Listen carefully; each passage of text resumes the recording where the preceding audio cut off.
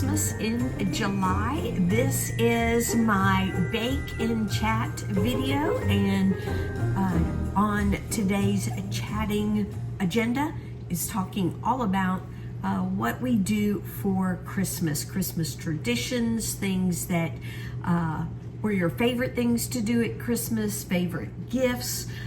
Would love, as I chat about mine, to know what yours are. You can put that in the comments below because Christmas is, for so many people, a special time of year. For some, it is a very hard time of year as well. And you can put a comment below and know that I will pray for you as I see your comments and know that Christmas coming up this year might be a difficult time for you. So yes, please share what you love, but also you can share what's going to be hard and know you're in my prayers. So let's get started. Today, I am baking, it's from a website called Peace, Love, and Low Carb, and it is, well, I jumped to the recipe, keto flourless chewy double chocolate chip cookies. I am going to make a few tweaks to the recipe, and we'll let you know what that is as I go. So I'm going to turn my oven on to 350 degrees. All right, got that going. And so yeah, this is a flourless recipe. I really like it. I think it has some great flavor to it. I have tried for a long time to find a keto recipe that, for brownies, I should say. That's a brownie. And you can't replicate, or at least I can't replicate just the texture of a brownie, especially with that sugary, flaky top to a brownie that you get with good old flour and sugar brownies. And so I just have never really been a fan. I've even tried Duncan Hines has a box mix, and I actually like Duncan Hines yellow cake mix, and they have a really good chocolate chip cookie recipe and a good blueberry muffin recipe with some really good ingredients in them.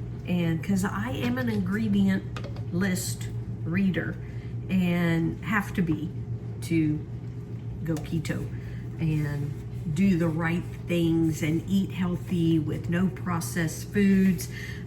So I'm using almond butter, and it was really hard to find almond butter with no sugar in it. And so this is Simple Truth creamy almond butter, and this one that I found the other day is Barney butter. It's smooth almond butter, but you have to find it with the no sugar added label, or Barney's put sugar in their label. So anyway, but this cookie recipe, this double chocolate fudge cookie recipe, I think it's not the consistency of a brownie. It doesn't have that flaky top to it, but it does have a really fudgy center and is very tasty, and to me is a good substitute for a brownie because you're getting lots of fudgy chocolate. And so yeah, and it's flourless. So even if you're not keto, but you are gluten free, you can have this recipe as long as you can have the other ingredients in it.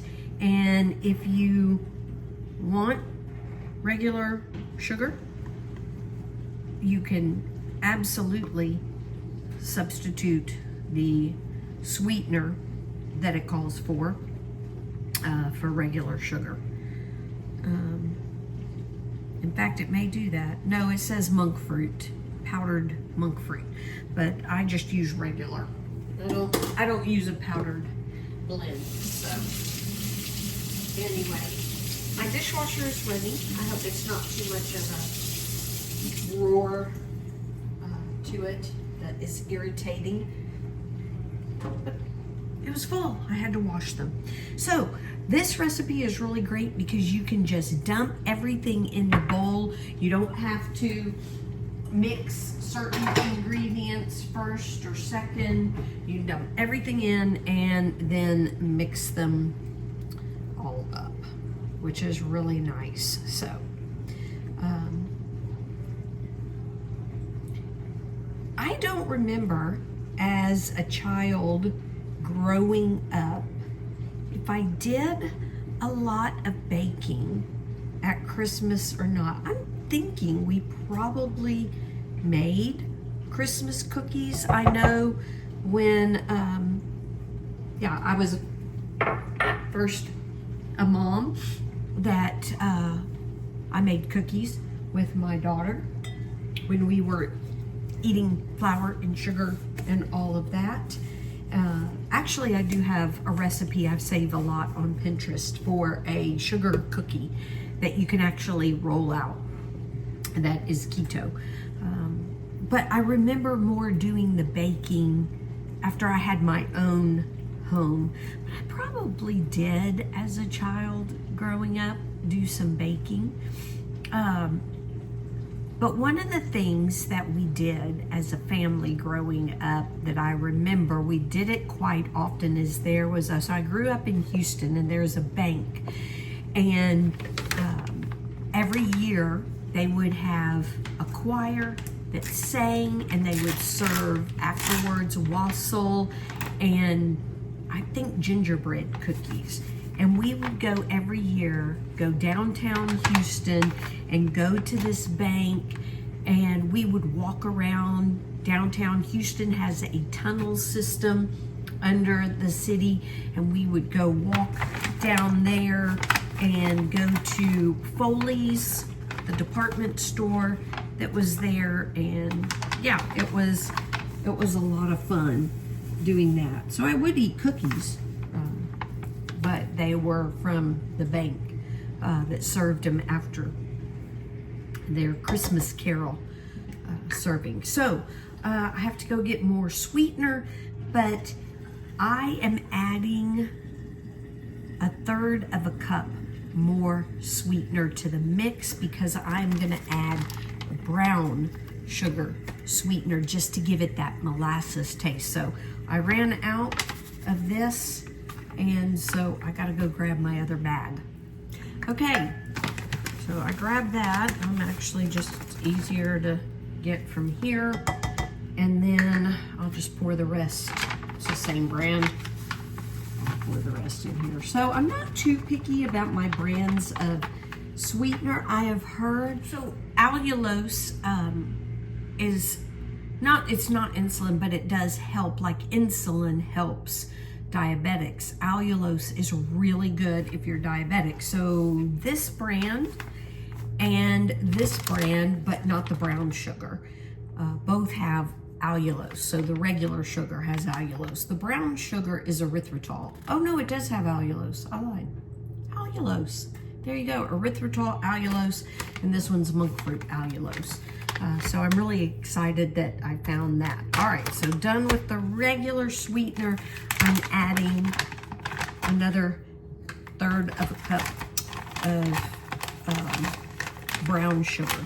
Like I said, give it that really, to add a little more sweetener, but mostly to add that molasses flavor to it. So yeah, so my son is staying with us for the summer, and I was asking him, he's getting ready to go out and go fishing, and I was asking him what his favorite tradition at Christmas was, and he mentioned eating Mexican food. Actually, it's Tex-Mex food. And we started that tradition when we moved, well, actually when my husband and I got married. He was already living in Virginia, but both of us grew up in Texas. And so Tex-Mex was huge. And when we moved to Virginia way back in 1989, there wasn't a whole lot of Mexican food around. And because it was part of our heritage growing up in Texas, then we decided that's what we would do on Christmas Eve, is have Mexican food. And depending on when we had to be at church for Christmas Eve service, we'd eat before or after and have Mexican food. Then the traditional Christmas meal on Christmas Day. And we continued that when we moved down to North Carolina, and then when we moved overseas to South Africa. We carried on that tradition of having Tex-Mex or Mexican food for Christmas Eve. So this recipe calls for both cocoa powder and peanut butter powder, but peanut butter powder has sugar. And so I just add extra chocolate, because who doesn't like extra chocolate in their cookies? So that is another way I tweak the recipe, is by doing substituting the peanut butter powder for more cocoa powder. All right, they call for a tablespoon of butter, and I leave that out. I don't see the need for it, so I leave it out. Okay, 2 tablespoons. I'm gonna take the bowl over to the water.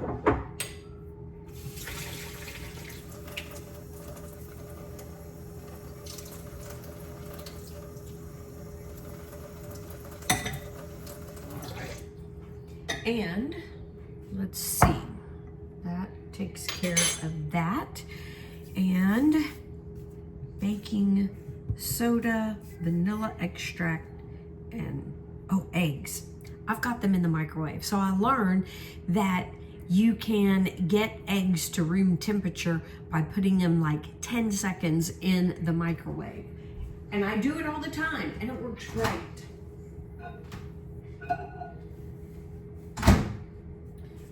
So there you go. So my husband's brother, their family, does my mother-in-law's spaghetti, which is delicious, the spaghetti sauce. Does that on Christmas Eve, and then they have carne asada on Christmas Day. And so when we spend time with them, that's what they do. So that's what we do. All right.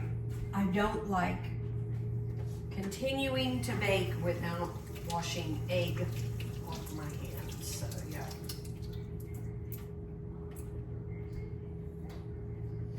So I think we did not do it last year because we worked Christmas Eve services and it was kind of crazy. But something was going on and we ended up not having Mexican food this year. I don't even remember what we did. It was a kind of crazy year with moving back from overseas. And so, but I think we will try to pick that tradition back up again. So yeah, so anyway,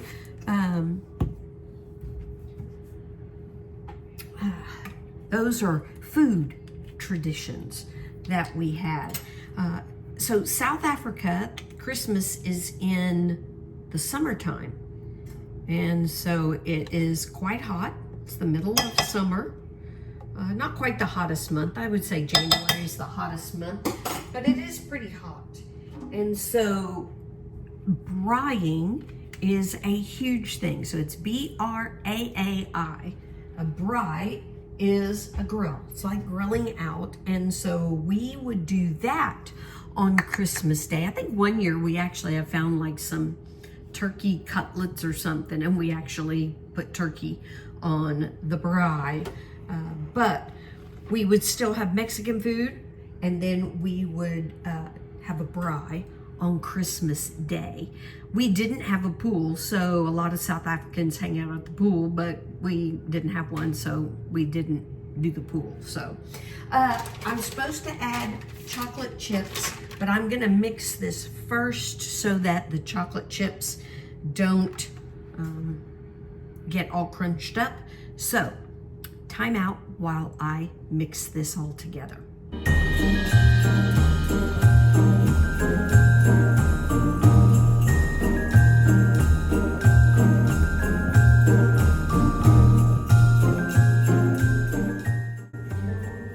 So the recipe calls for chocolate chips, I think 1/4 cup, and I don't really have that many.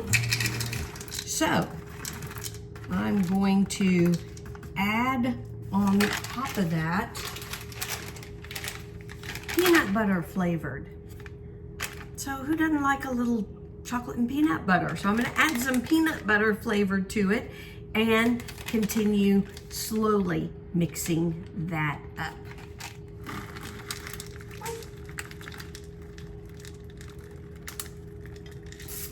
All right.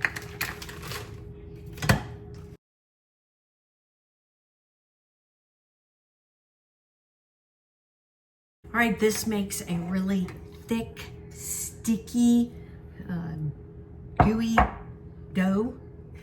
I mean, I'm not sure I'd even call it dough. Batter, maybe, is a better word for it. I always use a ice cream scoop for both my muffins, cupcakes, and for my cookies. My cookies is a smaller one. I don't think this has a size. Some of them have sizes like how many tablespoons or cups or whatever, but I use a bigger one right here for muffins and cupcakes, and this one for cookies, and I love it. So much easier than spooning it out. So my favorite, sure, I don't know that I have a favorite Christmas cookie. Chocolate mint, well, in South Africa they call it chocolate chip. I love that kind of ice cream, that kind of cookie. So mint has always been, and cinnamon has always been really nice flavors for Christmas time. My husband's favorite is anything pumpkin. He loves pumpkin pie. I guess I like pecan pie, but he loves pumpkin pie. And then he also, one of the things they have in South Africa around Christmas time is, what do they call them?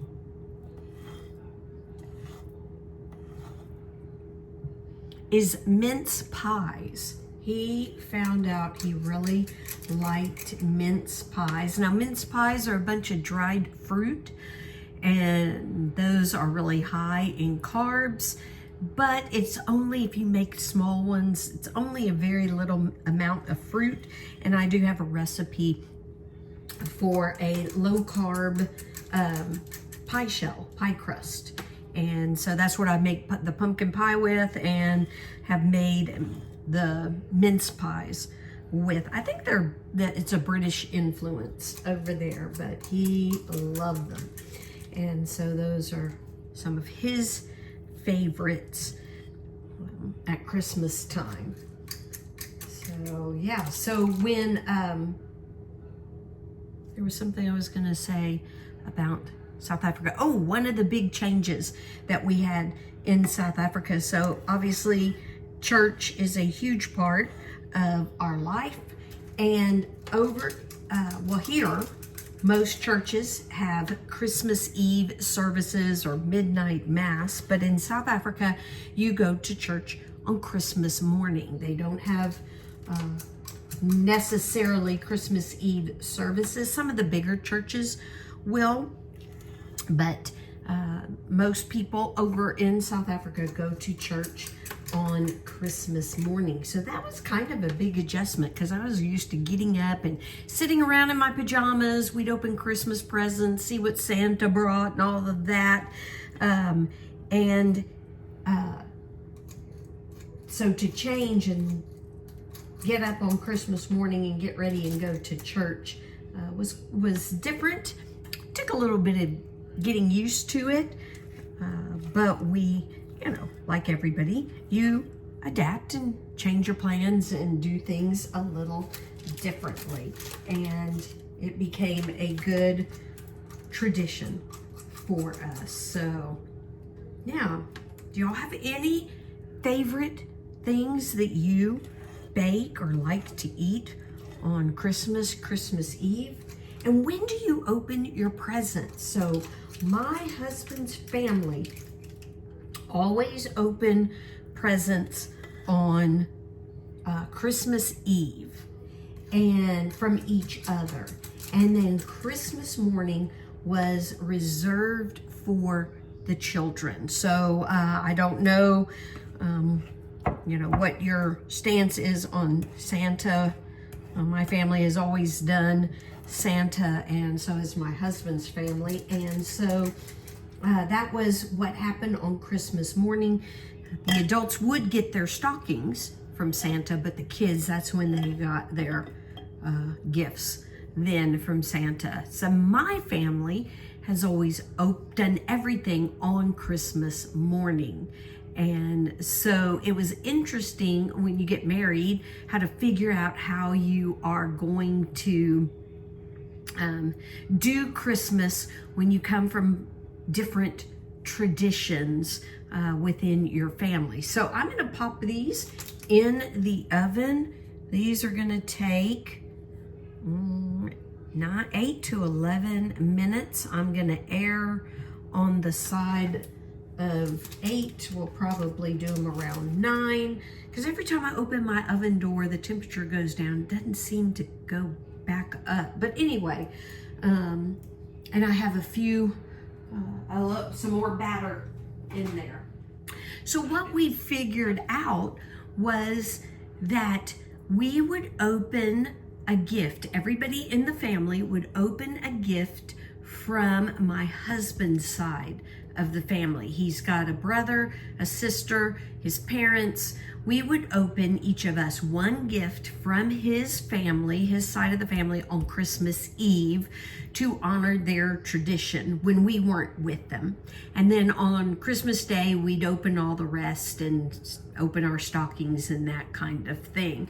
And it worked really well. In fact, we, kept that tradition up, except when we were with his family. Even when we were with my family, and we would sit as our immediate family and open a gift from my husband's side of the family in honor of their tradition. And so, yeah, because it was something my husband was used to, and I was pretty strong in the opinion that, we celebrate Christmas on Christmas.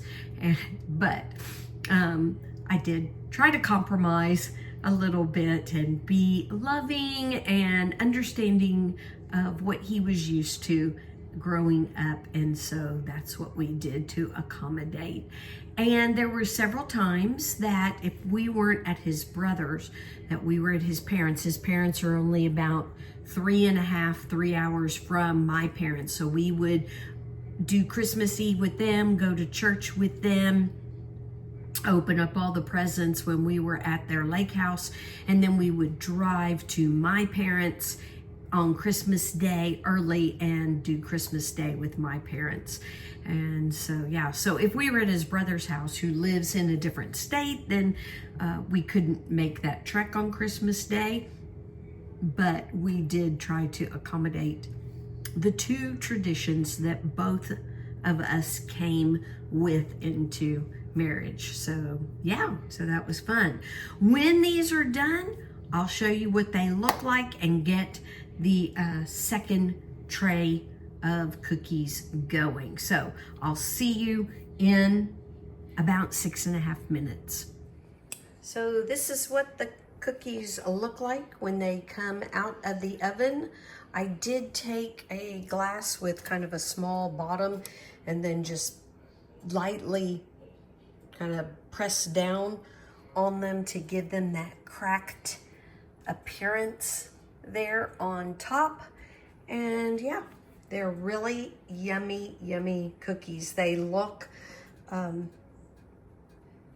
when you open the oven, so I did them an extra minute because you can see my oven cooled off when I opened the door and they weren't quite done. And so I gave them an extra, I did give them an extra 2 minutes.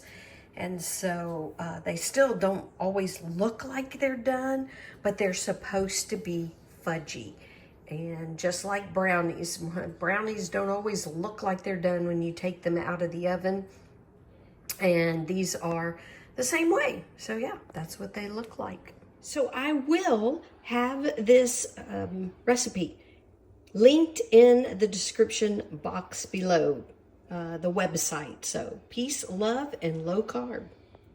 Well, thank you for joining me. Hope that you enjoyed this bake and chat, and look forward to hearing about your favorite foods, your family traditions that you do at Christmas time. And always keep in mind that I understand that Christmas may not always bring everyone joy. You may not even celebrate Christmas, but would love to know in the comments how I can pray for you if you do struggle during the Christmas season. Otherwise, I hope you have a wonderful day, and I'm gonna go, well, when they're cool, and maybe enjoy a cookie later on. Y'all have a great day. Bye-bye, y'all.